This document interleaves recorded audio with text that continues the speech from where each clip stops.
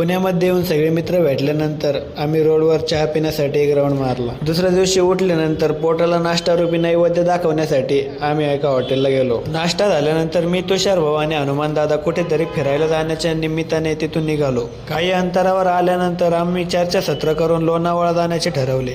उन्हाळ्यामध्ये लोणावळ्यामध्ये काही फिरायला विशेष असेल का, असा विचार हे सुकलेले डोंगर बघून डोक्यात सुरू झाला होता। प्रवासात आम्हाला बाप्पाची सुंदर अशी मूर्ती दिसली, हे बघून मनाला खूप छान वाटलं। मित्रांसोबत गप्पा करत अशा निसर्गरम्य वातावरणात आमचा प्रवास चालू होता।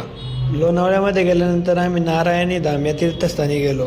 तेथील भव्य अशा वास्तू आणि शांतता बघून मनाला खूप भारी वाटत होतं। तेथे भगवंताचं दर्शन झाल्यानंतर आम्ही गोशाळेकडे जाऊन गोमातेचं दर्शन घेतलं।